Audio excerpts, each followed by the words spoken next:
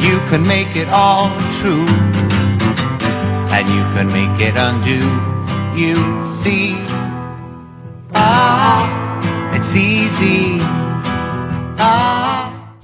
If you were on the Finance Committee, could you support this health care reform bill that's in the Senate right now? No, this bill is worse than the status quo.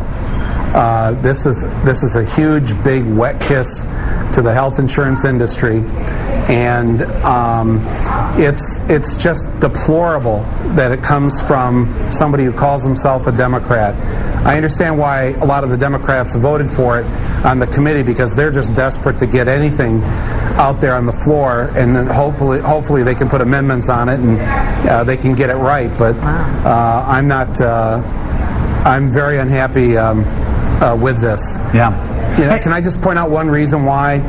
For instance, if the new bill says, "Oh, we're going to get rid of insurance companies being able to deny people help because they have a pre-existing condition," right? That's what it says. Now, what's the fine that they're proposing if an insurance company does this? What is it, like something like $5,000 per incident after? I mean, the insurance company's going to go, gee, should we pay for this person's $50,000 operation or take the $5,000 fine? It's a travesty. The Democrats pushing it should be embarrassed, and everybody should get behind Keith Olbermann's plan to hold these free clinics in the states where these senators, these so-called Democratic senators, are blocking the true kind of health care reform that President Obama and others who support single-payer want. Yeah, this is a perfect day to have you on. Of course, we've been talking about what happened on Wall Street yesterday. The Dow hits 10,000. Well, I haven't come down yet. I've just been partying all night. Hey, baby, happy days are here again. Let's pop the champagne. It's so incredible. Isn't this a perfect example for you? Isn't this a great example of what you're trying to say? How there's a disconnect between what's going on Wall Street, 10,000, and Main Street, 10% unemployment. Oh, it's not a disconnect. It's connected very well. It's connected just the way our economic system is set up. It's set up so that the pyramid scheme that we call capitalism, it's become a pyramid scheme now. The very few at the top get away like bandits, making billions and billions of dollars, and everybody else in the lower parts of the pyramid are told to work really hard, and maybe someday they can come up and be on top of the pyramid too. Well, guess what? There's only a few people that can sit on top of the pyramid. And I mean, it's so revolting and so immoral when we live in a country, the wealthiest country on earth, 15 million people unemployed. 1 in every 8 homes right now is in foreclosure or delinquency. Mm-hmm. And they're celebrating on Wall Street, and they're paying each other bonuses.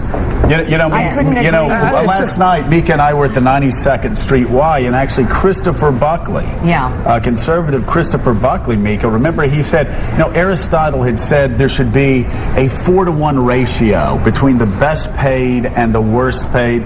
He said our system has, maybe 440, 500-to-1 ratio. There is, it seems the difference between the richest and the poorest keep getting wider and wider. Michael, I couldn't agree with you more about not only revolting, but immoral. And morality should play a role, especially now when so many people are hurting. And these bonuses, I would think you would agree with this, the latest round that we reported yesterday, just seem unacceptable right now.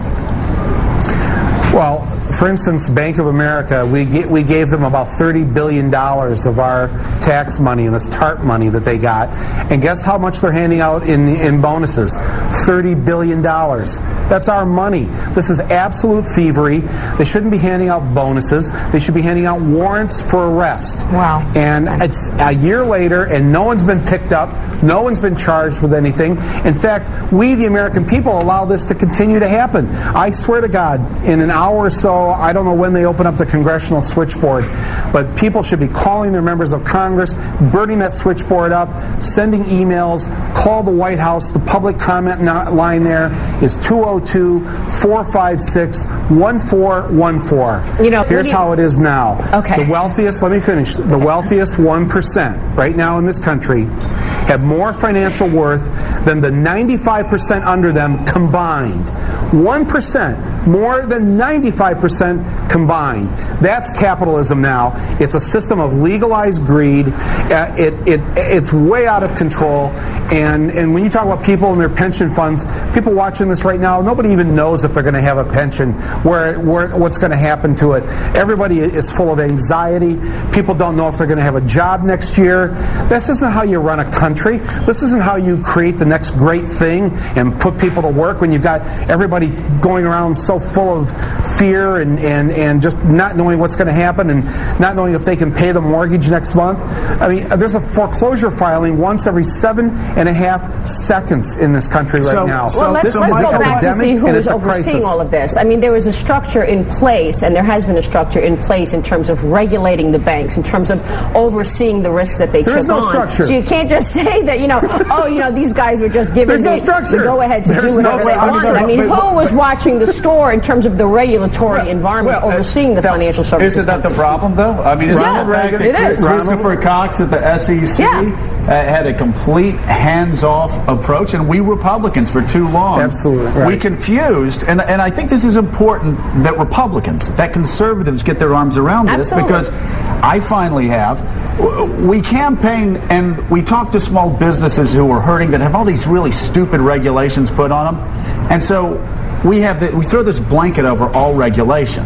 So we're against regulation. Right. And then we let Wall Street go wild. We have a crash in 87, 98, 99, 2000. We've got WorldCom in 2001, Enron in 2002.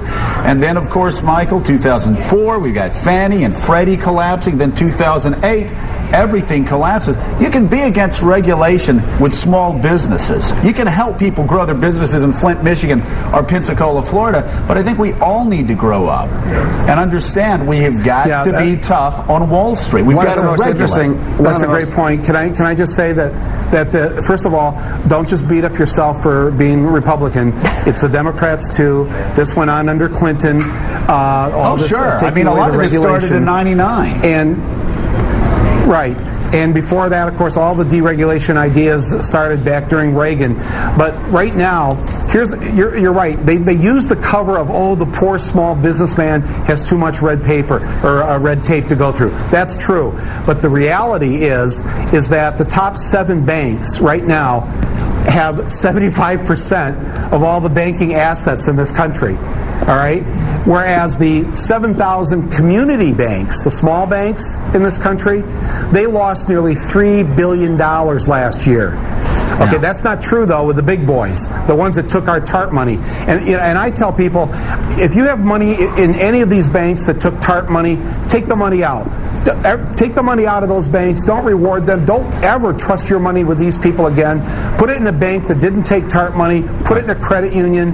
Just refuse to participate in this. All right. Hey, Michael Moore, thank you so much for dropping by. And let me just say, even though we disagree with each other politically about 99% of the time, if Flint, Michigan is ever awarded an NFL football team, damn it, I want you to run it.